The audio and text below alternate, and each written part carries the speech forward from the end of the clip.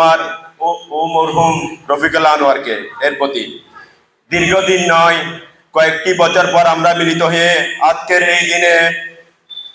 এই দিনে শ্রদ্ধেয় শিক্ষক গুরুদের নিয়ে ডিগ্রি ও তৃতীয় বর্ষের বিদায় সংবর্ধনা ও পুণ্যমিলন অনুষ্ঠানের আয়োজন করেছি। এইচএসসি কিংবা ইন্টার পরীক্ষার পর কেউ চলে যায় উচ্চশিক্ষা গ্রহণের উদ্দেশ্যে বিভিন্ন কলেজে বা বিশ্ববিদ্যালয়ে, আবার কেউ চলে যায় দূরপ্রবাসে। এ পুণ্যমিলন হাজারো বার চেষ্টা করলে সময়ের কারণে করা যায় না। ধন্যবাদ ও কৃতজ্ঞতা জানাই যারা দীর্ঘদিন পরিশ্রম করে বিদায়ের আবেগ ও পুণ্যমিলনের আনন্দ একই মঞ্চে আয়োজন করেছে।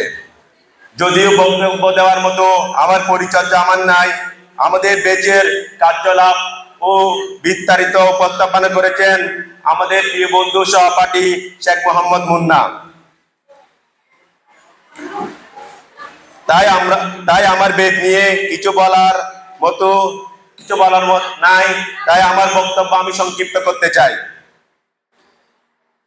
আমি আমার চেতনাহর ভাই বোনের উদ্দেশ্যে বলতে চাই এবং তাদের মাধ্যমে একটি বার্তা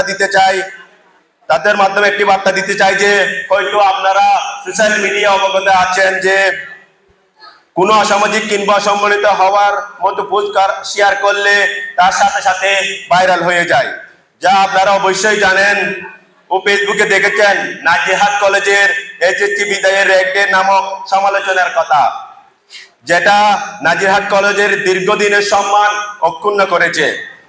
বিগত আমাদের কলেজের অনেক ভিডিও ও টিকটক নামক মোটামুটি ভাইরাল হয়েছে, যা পরিপূর্ণ ভাইরাল হওয়ার আগে আমরা বন্ধুরা মিলে যা ডিলিট করতে বাধ্য করেছি।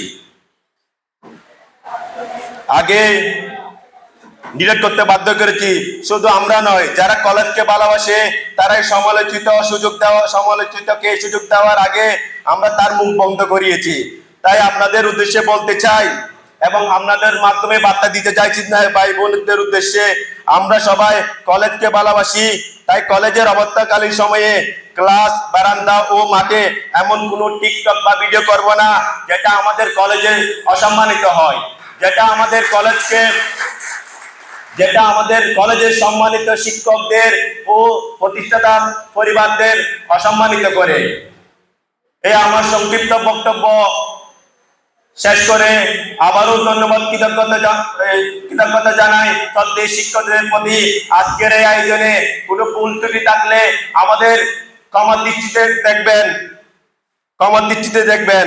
এই সংক্ষিপ্ত বক্তব্য আমি এখানে শেষ করছি। আসসালামু আলাইকুম ওয়া রাহমাতুল্লাহি ওয়া বারাকাতুহু।